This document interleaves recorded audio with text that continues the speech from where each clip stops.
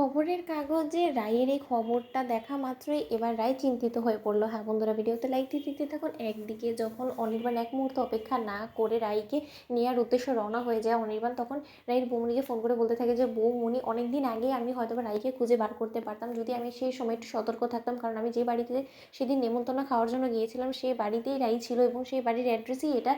এবং আমি সেই বাড়িটা খুব ভালো করেই জানি, তুমি একদম টেনশন করো না। সেই বাড়ির লোকেরা খুব ভালো এবং অমায়িক একজন মানুষ, তারা রায়কে দেখে শুনেই রাখবে। আর রায়কে এত বড় বিপদের হাত থেকে যেহেতু তারা রক্ষা করেছে, তাহলে নিশ্চয়ই তুমি বুঝতে পারছো যে ওরা কতটা অমায়িক একজন মানুষ। তখন কথা বলা মাত্র রায়ের বৌমনি বলতে থাকে যে হ্যাঁ, আমরাও রওনা হচ্ছি স্রোত সার্থকের সাথে। সত্যিই সেই মানুষটার প্রতি আমাদের কৃতজ্ঞতার শেষ নিয়ে, তারা যে এত বড় বিপদের হাত থেকে আমাদের রায়কে বাঁচিয়ে তাদের কাছে রেখেছে সুস্থ সবল করে, সেটার জন্য তাদের প্রতি অবশ্য আমাদের কৃতজ্ঞতা যাপন করাটাই দরকার। অন্যদিকে অনির্বাণ বলতে থাকে যে বৌমনি, আমার যে কী যে আনন্দ হচ্ছে তোমাকে আমি বলে বোঝাতে পারবো না। অন্যদিকে স্রোত সার্থককে যখন বলতে থাকে যে আচ্ছা স্যার, আপনার কি মনে হয় আমরা সেখানে গিয়ে রায় দিদিভাইকে পাবো তো? তখন একথা বলা মাত্র সার্থক বলতে থাকে যে কেন পাবো না বলো তো?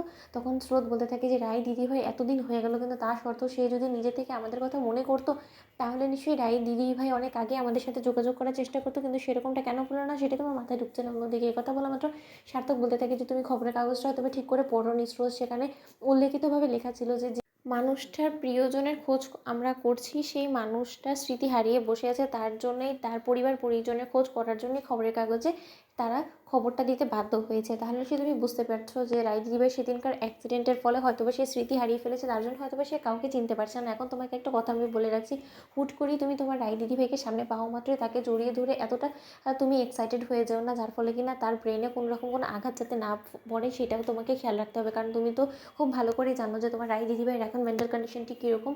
অন্যদিকে এই কথা বলা মাত্র স্রোত বলতে থাকে যে বারে স্যার, আমি রায় দিদিভাইকে এতটা কাছ থেকে এতদিন বাদে দেবো, কিন্তু তার শর্ত রায় দিদিভাইকে জড়িয়ে ধরবো না, সেটা কী করে হয় বলুন তো? অন্যদিকে সার্থককে রায়ের বৌমনি বলতে থাকে যে সার্থক আর যে সত্য, কারণ আমার তো কোনো মতেই তর্স হয়েছে না, তাহলে আমি রায়কে এতটা কাছে থেকে দেখা সত্ত্বেও ওকে যদি না ঝরিয়ে ধরতে পারি তাহলে কেমন হয় বলো তো ভাই? তখন সার্থক বলতে থাকে যে দেখো বৌমনি, এখন এতটা এক্সাইটমেন্ট আমাদের জন্য মোটেও ভালো না, কারণ আমরা আগে সেখানে গিয়ে দেখি সেখানকার কী কন্ডিশন, তারপরে যদি সে আমাদের সাথে এতটা ফ্রেন্ডলি বিহেভ করে তখনই না হয় আমরা বাদবাকি ডিসিশনটা নিব। কারণ আমরা তো খুব ভালো করেই জানি যে যখন কিনা কারো স্মৃতি হারিয়ে যায়, তখন একটা মানুষ সম্পূর্ণরূপে নিজের অতীত জীবন সম্পর্কে ভুলে যায় এবং তাকে অতীত জীবন যত পর্যন্ত না তার মনে পড়ছে তত পর্যন্ত আমরা তার জন্য পর মানুষই থাকবো, এবং পরকে এত সহজে আপন করে সে কোনো মতে নিতে চাইবে না। সেদিকটাও তো আমাদেরকে খেয়াল করতে হবে, তাই না? অন্যদিকে রায়ের দাদাভাই বলতে থাকে যে হ্যাঁ মিষ্টি, এই বিষয়টা আমাদেরকে নজরে রাখতে হবে এবং কোনো মতে ওকে এক্সাইটেড করা যাবে না। এমনটাও হতে পারে ও আমাদেরকে না চিনতে পেরে হয়তো বা খালি হাতেই ফিরিয়ে দিল। অন্যদিকে রায়ের বৌমনি বলতে থাকে যে এটা বললেই হলো নাকি, আমরা খালি হাতে ওকে ছাড়াই ফিরবো নাকি? এতটাও সহজ না, যে করেই হোক না কেন রায়কে নিয়েই আমরা তবেই বাড়ি ফিরবো। মাকে কথা দিয়ে এসেছি না তো? বন্ধুরা, ভিডিওটি ভালো লাগলে লাইক এবং শেয়ার করে সাবস্ক্রাইব করতে ভুলো না।